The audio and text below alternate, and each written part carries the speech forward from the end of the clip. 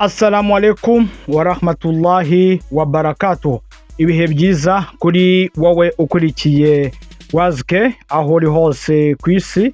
Ndakubwira ni amahoro y'Imana abane nawe bitagenze neza, ndakwihanganisha, ndakubwira ati bibaho mu buzima. Uyu munsi biba byiza, ejo bikaba bibi, cyangwa se umunsi bikaba bibi, ejo bikaba byiza. Ninjye na wundi rero nisi papa wirinda kuba ikibazo ku bantu, aho kuba ikibazo ku bantu ahubwo nakemura ibibazo by'abantu. Nkunda amahoro nkanga kuyabura. Nawe ukurikiye WAZI-K ndakwifuriza amahoro y'Imana aho uri hose ku isi, by'umwihariko kuri wowe uvuga ikinyarwanda, ikinyabwisha, ikinyamurenge, ikirundi. Ikaze kuri WAZI-K. Aya ni amaboko matagatifu. WAZI-K. WAZI-K. WAZI-K. WAZI-K. WAZI-K. WAZI-K. Yes, uyu munsi mu gitondo isaa tatu za mu gitondo, muribuka ko turi itariki 9, muribuka urubanza rwagiye kuba rwa Hajji Rubangisa Sulaiman na iminsi sudi, bashinjwa ibyaha byo kugumura abaturage, amacakubiri, inzangano nyinshi cyane, no gukoresha amavideo bari kuyakoresha kugira ngo abaturage nyine ngo bigaragambye, haba ari ngo mu rwego rwa Islamu cyangwa se mu rwego rw'igihugu. Aba bagabo rero baje gufatwa na ribu ibishinzwe mu nshingano zayo, irabacumbikira i Remera. Ubwo rero bajyaga kuburana urubanza rwabo bararusubitse, byabaye ngombwa ko bataburana, barababwira ati mugomba kuza imbere y'ubushinjacyaha itariki 9 z'ukwa karindwi. Uyu munsi rero isaa 3 za mu gitondo nibwo Hajji Rubangisa na iminsi sudi bari bageze ku rukiko, ariko abaturage abasilamu saa 2 za mu gitondo bari bahageze, bari babukereye, baje kwiyumvira, nibashaka ubabwira ibitari byo, nibashaka kubwirwa ibitavuzwe mu rukiko. Ukuntu byaje kugenda rero, hari bakihagera, hari icyumba bari babateganyirije cyo kuburaniramo. Icyo cyumba cyakira abantu bake cyane bashoboka, barebye rero ubwinshi bw'abantu, bwari bwaje imbaga y'abantu benshi, bahindura icyumba babimurira mu kindi cyumba, nacyo kiruzura. Nacyo kimaze kuzura, ubwo abandi bategerereje hanze. Ubwo rero bari bamaze gusa nkaho bamaze gutunganya kwicaza abo bantu, n'abaregwa nabo bamaze kuhagera, nibwo Rubangisa we yazanye n'umuavoka wiwe, yazanye umwe, Sudi yazanye abunganizi babiri,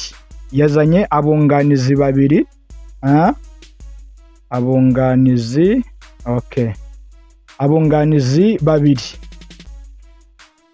Noneho uko byaje kugenda kuri iyo saha, babanje kubasomera icyo baregwa cyangwa se ibyo bashinjwa.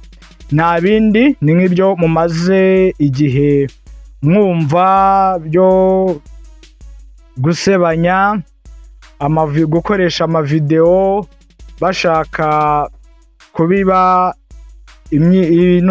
kubiba inzangano mu baturage cyangwa se mu bayisilamu, harimo gushaka kugumura abaturage ku buyobozi, kuri leta, hakabamo no kuvuga amagambo yo gusesereza y'amacakubiri. Nibyo byaha bagiye baregwa hirya bitandukanye, ngira ngo ibyinshi mwarabyumvishe. Ubwo rero batangiraga urubanza, bahaye Hajji rubangisa umwanya. Bahaye rubangisa umwanya, ariko babanje kumubwira ibyo aregwa. We araregwa ibyaha bitatu. Icyaha cya mbere araregwa amacakubiri. Araregwa amacakubiri. Icyaha cya kabiri araregwa amavideo yagiye afata akayapostinga akayakoresha. Icyaha cya gatatu araregwa kugumura abaturage. Aregwa kugumura abaturage, kubashishikariza kwigaragambya. Nicyo cyaha cya gatatu aregwa. Ubwo rero bamuhaga umwanya, wo kwisobanura, yatangiye avuga yuko we dawa Rwanda TV ifite ibyangombwa byemewe n'amategeko. Ntago yemeza ko iriya channel ikorera mu cyuka. Yavuze yuko ifite ibyangombwa kandi bizwi. Icya kabiri aravuga ati njyewe mfite ikarita y'akazi n'ibyangombwa binyemerera cyangwa se bindanga kuba ndi umunyamakuru wabigize umwuga. Nicyo kintu yabanje kwireguza.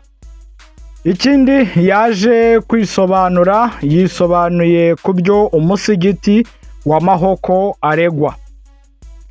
Muribuka video yakoze cyangwa se documentary, reka nyite ikiganiro kugira ngo tubashe kugendana neza.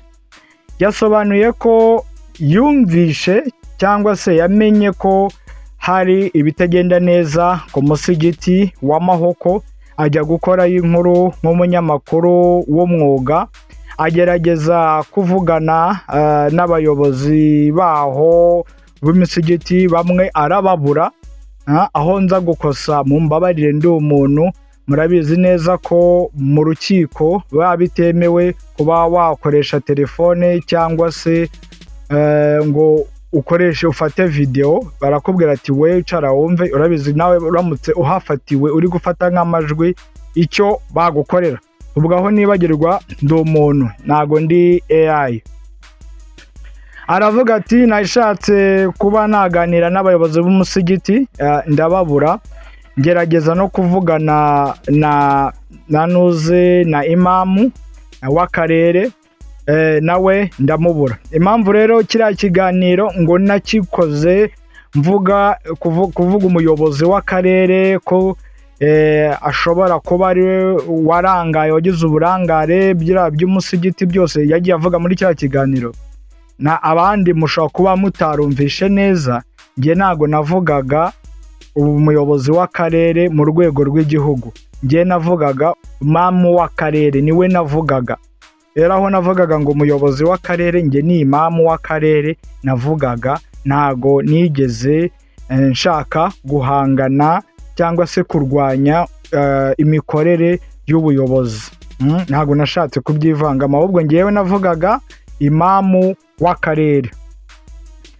Barangije bamusaba kwisobanura kuri video yindi yaba yarafashe ayifatishije telefone akayipostinga kuri TikTok. Iyo video ngo igaragaza kugumura abaturage cyangwa se abayisilamu, ababwira yuko ibyo babakorera ari iyicarubozo, ari ibintu bibi cyane.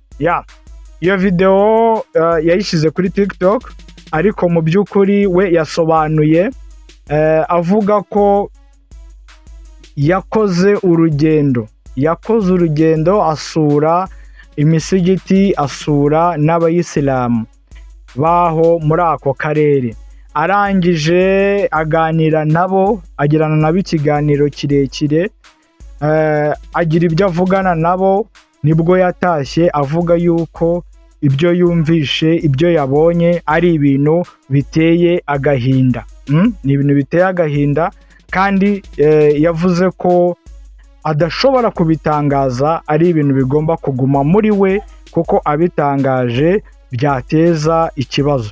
Ibyo rero abaturage cyangwa se abayisilamu bo muri ako karere yari yasuye, bamubwiye ko bafite agahinda cyane, kuba bumva yuko ahandi bari gusari, ariko bo aho bari imisigiti yose ifunze batari gusari. Ushaka gusari asarira mu rugo. Bavuga yuko bamaze igihe kinini imisigiti yabo ifunze. Icyo rero nicyo yavuze yuko yafasha ako kavideo agapostinga gusa kuri TikTok, nta nubwo yigeze agashyira kuri Dawa Rwanda TV.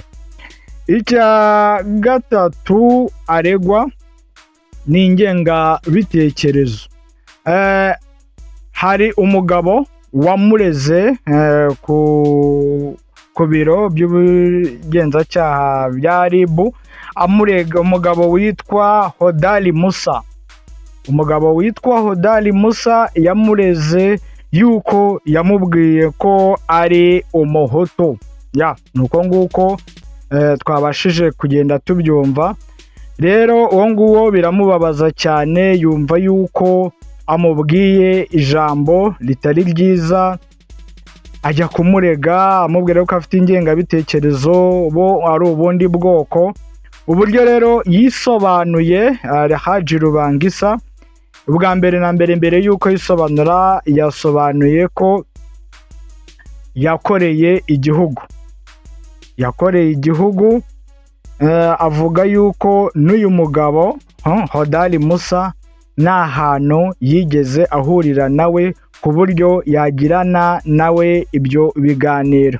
Ati yewe kabone niyo nagiraho murira nawe, iryo ni ikosa naba nkoze rikomeye cyane, kandi ndibaza ko iryo kosa ntarikora ryo kuba nabwira amagambo nk'ayo ngayo umuntu uwo ari we wese. Aravuga rero, nzi umuntu icyo ari cyo, njye ntago najya kuvuga ayo magambo. Nuko rero Hajji rubangisa yisobanuye agenda bikagatatamo. Tugera kuri Sudi. Sudi we yazanye abunganizi babiri, azana impapuro. Yazanye impapuro za kera ziriho kashe ya kera. Nibyo byangombwa yagiye azana, n'ibindi bigiye bitandukanye.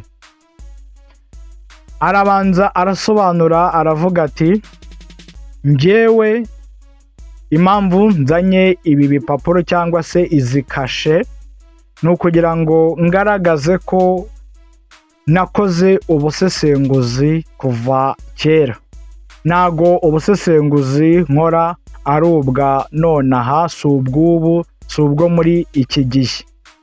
Nuko rero yagiye yisobanura, kubera yuko ibirego yagiye aregwa nk'umusesenguzi ni nk'ibyo rubangisa yagiye agira, ariko ntago we yari kubisubiramo nanone, kandi rubangisa afite uko yabisobanuye. Bari kubusanya, wenda aho bari kubusanya ibimenyetso, buri muntu akazana ibisubizo bye.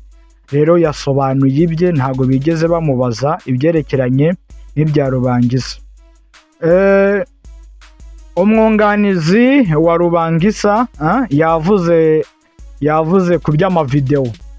Yavuze ati, izi video murimo mushinja umukiriya wanjye zimaze imyaka 2 ziri ku muyoboro wa YouTube, zimaze kurebwa n'ibihumbagaza by'abantu. None hari uwo wari wajya mu muhanda, hari uwari wigaragambya, hari uwari wateza akavuyo kuva yareba izi video. Kuki bitaraba? Kandi nimba ibi bintu koko yarabivuze, kuki ntabyo barakora? kandi zimaze imyaka 2. Arongera arisabira umunuze umuavoka wa rubangisa, arasaba ati abakiriya cyangwa se umukiriya wanjye aho afungiye ndasaba ko bamurekura cyangwa se bamwimura, kubera yuko aho afungiye siho aba nta nubwo ariho akorera. Kubera ko muribuka yuko bafungiwe i Remera ku biro bya RIB cyangwa se kuri headquarter ya RIB, kandi iri mu karere ka Gasabo, kandi aho bakorera ni mu karere ka Nyarugenge. Yerekanye n'imbogamizi, avuga yuko n'imiryango yabo ibura n'ukuntu ibasura, itabasha kubasura kubera yuko batabasha kubabona. Asaba ko babarekura bagakurikiranwa bari hanze, cyangwa se bakaba babimura, ariko yasabaga ko babarekura bari hanze. Wari umucamanza yavuze ko akandi kantu nari nibagiwe,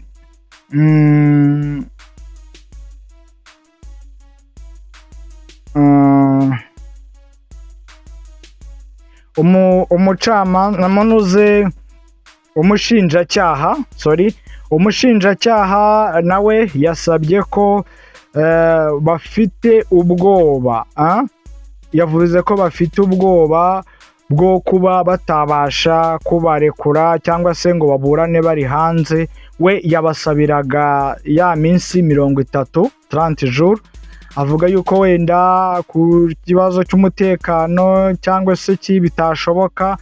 Noneho umucamanza mukuru ababwira yuko bagomba gusubizwa aho bari bakazasomerwa nyuma y'iminsi 10.